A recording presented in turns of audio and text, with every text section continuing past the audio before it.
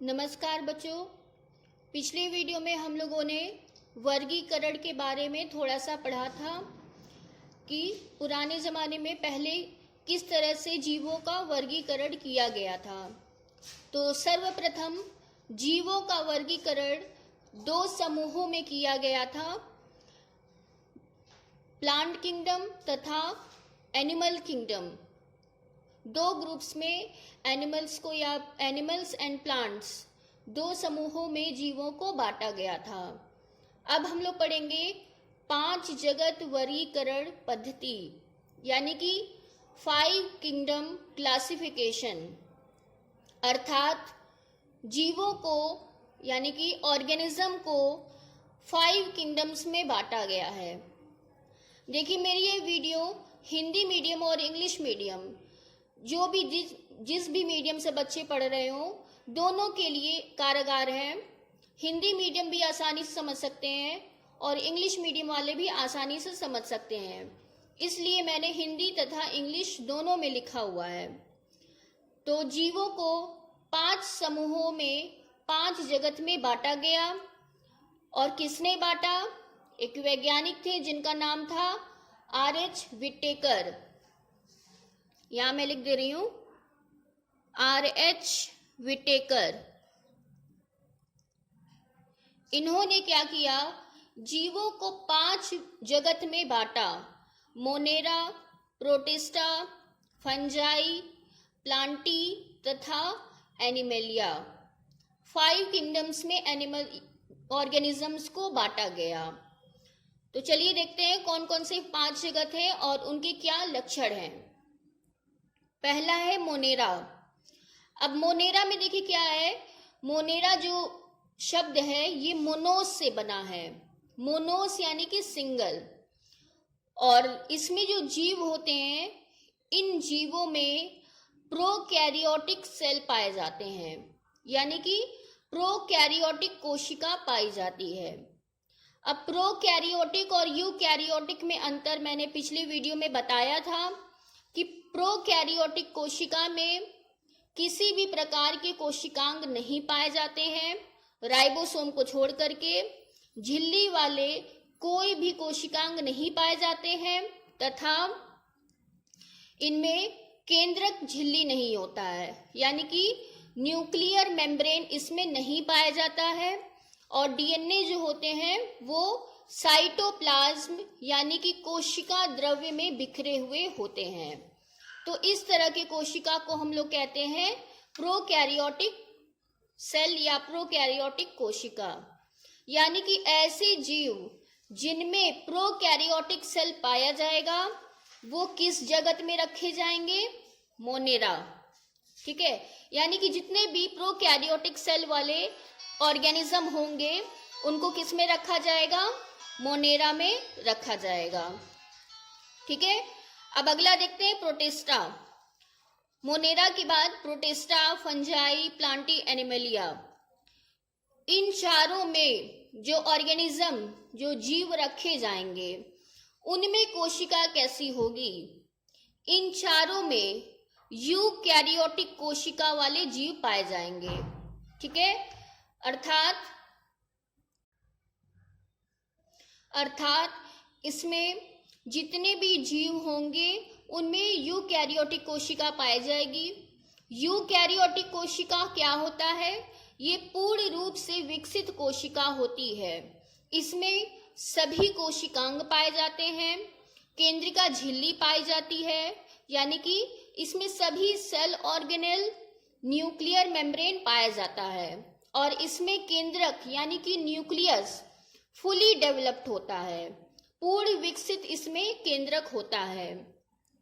तथा डीएनए जो होता है वो भी न्यूक्लियस में पाया जाता है। और प्रोकैरियोटिक में आप देख रहे थे कि जो डीएनए होता था वो साइटोप्लाज्म यानी कि कोशिका द्रव्य में बिखरा हुआ था, लेकिन यूकैरियोटिक कोशिका में जो डीएनए होगा वो न्यूक्लियस में पाया जाएगा। तो इस तरह की कोशिका को कहते हैं हम लोग यूकैरियोटिक कोशिका। और सभी में प्रोटिस्टा, फंजाई, प्लांटी, एनिमेलिया इन सभी में यूकैरियोटिक सेल पाया जाएगा। तो आप सोच रहे होंगे कि जब सभी में यूकैरियोटिक सेल है तो 4 भाग करने की क्या जरूरत थी। लेकिन यूकैरियोटिक कोशिका होने के बावजूद इनके लक्षण अलग अलग होते हैं। जैसे प्रोटिस्टा में एक कोशिकीय जीव पाया जाएगा, यानी कि one celled organism, one sailed यानी कि यूनिसेल्युलर ऑर्गेनिज्म पाया जाएगा, यानी कि जितने भी जीव होंगे उसमें केवल एक कोशिका पाई जाएगी। लेकिन फंजाई, प्लांटी और एनिमलिया, इन तीनों में जो जीव पाए जाएंगे वो मल्टी सेल्युलर होंगे, यानी कि बहुकोशिकीय जीव होंगे। प्रोटिस्टा में जो जीव होंगे वो एक कोशिकीय होंगे, लेकिन बाकी तीनों में बहुकोशिकीय जीव पाए जाएंगे। तो अब आप सोच रहे होंगे फंजाई, प्लांटी, एनिमलिया, तीनों में बहुकोशिकीय जीव है, तो तीनों में अंतर क्या है? तीनों में अंतर इनके लक्षणों के आधार पे किया गया है। तो लक्षणों के आधार पे फंजाई, प्लांटी और एनिमलिया में भी अंतर है। अब देखिए क्या अंतर है। फंजाई जो होते हैं ये परपोषी होते हैं। परपोषी मतलब कि हेटरोट्रॉपिक ऑर्गेनिज्म होते हैं। हेटरोट्रॉपिक का मतलब है ये अपने भोजन के लिए, अपने फूड के लिए दूसरे जीव पर निर्भर रहते हैं। तो फंजाई कैसे जीव होते हैं? परपोषी होते हैं, यानी कि हेटरोट्रॉपिक होते हैं। परपोषी का मतलब होता है हेटरोट्रॉपिक। प्लांटी देखिए ये स्वपोषी होते हैं। स्वपोषी का मतलब ये जीव खुद से अपना भोजन बना सकते हैं, तो ये ऑटोट्रॉपिक हो गए। और एनिमलिया, इस समूह में जितने जीव आएंगे वो भी परपोषी होंगे, यानी कि ये भी हेटरोट्रॉपिक होंगे। तो तीनों में आप देखिए प्लांटी जो होता है वो ऑटोट्रॉपिक होता है, स्वयंपोषी होता है, और फंजाई और एनिमलिया में जो जीव आते हैं वो परपोषी होते हैं। तो अब यहां भी सोचने वाली बात है कि फंजाई भी परपोषी है, एनिमलिया भी परपोषी है, तब दोनों में अंतर क्या है? अब देखिए फंजाई यानी कि कवक, फंजाई को कवक बोलते हैं, इनमें जो पोषण की प्रक्रिया होती है वह अवशोषण द्वारा होती है, यानी कि एब्जॉर्प्शन द्वारा होती है। ये अपने फूड को देखिए, इनमें किसी प्रकार का सिस्टम नहीं पाया जाता है। भोजन के लिए इनमें डाइजेस्टिव सिस्टम नहीं होता है। ये कोशिका सेल मेम्ब्रेन द्वारा अवशोषण की प्रोसेस करते हैं, यानी कि एब्जॉर्प्शन द्वारा ये अपना न्यूट्रिशन करते हैं। लेकिन एनिमलिया में जो जीव आएंगे उनमें क्या होगा? एक कंप्लीट डाइजेस्टिव सिस्टम इनमें होता है, तो डाइजेस्टिव सिस्टम द्वारा ही ये अपना भोजन कंप्लीट, न्यूट्रिशन कंप्लीट करते हैं। तो परपोषी में भी अंतर है। फंजाई में परपोषी तो है, दूसरों पर तो निर्भर होते हैं अपने भोजन के लिए, लेकिन वो जो पोषण की प्रक्रिया होती है वो अवशोषण द्वारा होती है। ये भोजन को अवशोषित करके अपनी पूरी करते हैं न्यूट्रिशन का प्रोसेस। लेकिन एनिमलिया में क्या होता है? अंतर्ग्रहण। अंतर्ग्रहण का मतलब इनमें देखिए क्या होता है कि मुंह होगा जिसके द्वारा भोजन लेंगे, फिर उस भोजन का पाचन प्रक्रिया होगा, तो सभी प्रक्रियाएं आएंगी इसमें। लेकिन फंगस में किसी प्रकार का आप देखते हैं मुंह नहीं होता है, डाइजेस्टिव सिस्टम नहीं पाया जाता है। ये सिंपली क्या करते हैं? सेल मेम्ब्रेन से अपना भोजन अवशोषित करते हैं।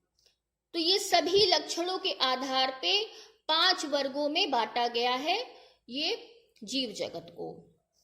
अब थोड़ा सा हम लोग देख लेते हैं कोशिकीय संरचना, यानी कि सेलुलर स्ट्रक्चर। सेलुलर स्ट्रक्चर आप जानते हैं 2 होते हैं, प्रोकैरियोटिक और यूकैरियोटिक। प्रोकैरियोटिक में आप जानते हैं मोनेरा आता है। इसी चीज को मैंने एक फ्लो चार्ट के रूप में बना दिया है, इसको हम लोग फ्लो चार्ट कहते हैं। तो यूकैरियोटिक में आप जानते हैं सभी आते हैं। यूकैरियोटिक में यूनिसेलुलर, मल्टीसेलुलर। यूनिसेलुलर में क्या आएगा? प्रोटिस्टा आएगा। मल्टीसेलुलर में क्या आएगा? फंजाई, प्लांटी और एनिमलिया तीनों आ जाएगा। लेकिन प्लांटी जो होता है ऑटोट्रॉपिक होता है, प्लांटी यानी कि पादप जगत, ये क्या होते हैं? स्वपोषी होते हैं, अपना भोजन खुद से बना सकते हैं। लेकिन प्लांटी और ये जो फंजाई होते हैं, फंगस होते हैं, ये परपोषी होते हैं और अवशोषण की प्रक्रिया द्वारा अपना भोजन ग्रहण करते हैं। लेकिन एनिमेलिया क्या करते हैं? अंतर्ग्रहण द्वारा अपना भोजन लेते हैं। तो ये पूरा हो गया इनका सेलुलर स्ट्रक्चर और basic difference between Monera, protista, fungi, Plantae और एनिमलिया। तो ये हमारा मूल रूप से, बेसिक रूप से इन लोग का डिफरेंस किया गया है। अब इनके बारे में हम लोग आगे पढ़ेंगे।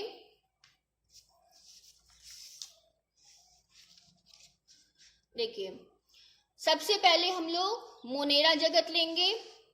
मोनेरा में देखिए मोनोस मतलब सिंगल होता है, यानी कि सिंगल सेल्ड ऑर्गेनिज्म होते हैं और ये अत्यंत सूक्ष्म होते हैं।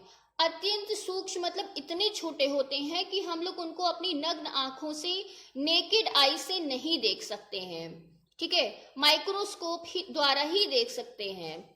सरलतम होते हैं, यानी कि इनका सेलुलर स्ट्रक्चर, बॉडी स्ट्रक्चर बहुत ही सिंपल होता है, कॉम्प्लेक्स नहीं होता है, ठीक है। तो मोनेरा में प्रोकैरियोटिक जीवों को रखा गया है। अब इनके लक्षण देख लेते हैं। मोनेरा में कैसे जीव आएंगे, उन जीव के लक्षण क्या होंगे? सबसे पहले एक कोशिकीय जीव हो गया, आप जानते हैं। प्रोकैरियोटिक संरचना होगी और इनकी जो कोशिका भित्ति होगी वो पेप्टिडोग्लाइकेन और पॉलीसैकेराइड से निर्मित होगी। और इन जीवों में सत्य केंद्रक का मतलब है पूर्ण रूप से विकसित केंद्रक और कोशिकांगों का अभाव होगा। यानी कि मोनेरा में जो जीव आएंगे उनमें सत्य केंद्रक नहीं पाया जाएगा और कोशिकांग यानी कि सेल ऑर्गेनेल भी नहीं पाए जाएंगे।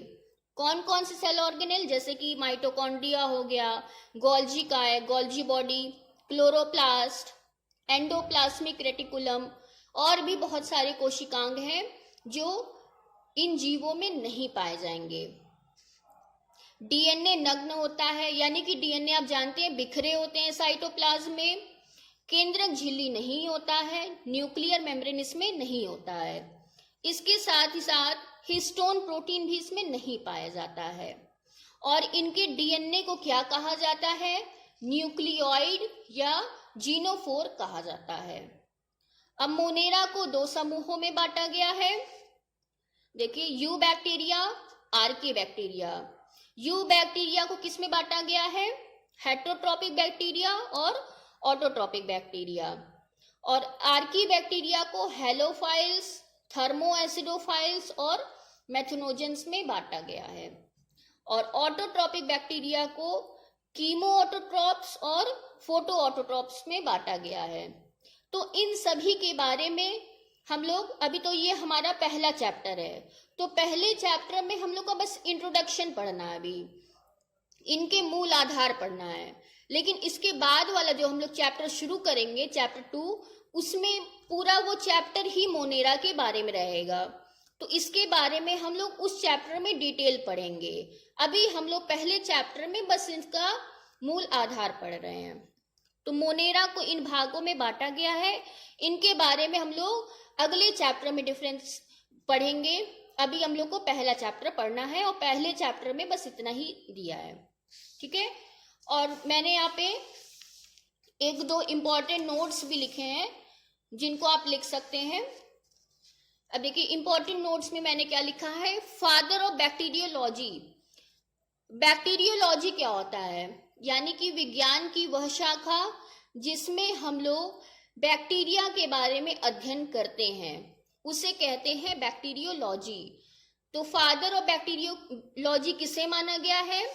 Antony van Leeuwenhoek. Antonie van Leeuwenhoek को फादर ऑफ बैक्टीरियोलॉजी माना गया है। और बैक्टीरिया शब्द किसने प्रयोग किया था सर्वप्रथम? एहरनबर्ग ने। एहरनबर्ग ने 1829 में सर्वप्रथम बैक्टीरिया शब्द दिया था। तो इसको आप सब नोट्स के रूप में लिख सकते हैं। और अगले वीडियो में हम लोग नया टॉपिक शुरू करेंगे, प्रोटिस्टा। तब तक के लिए टेक केयर।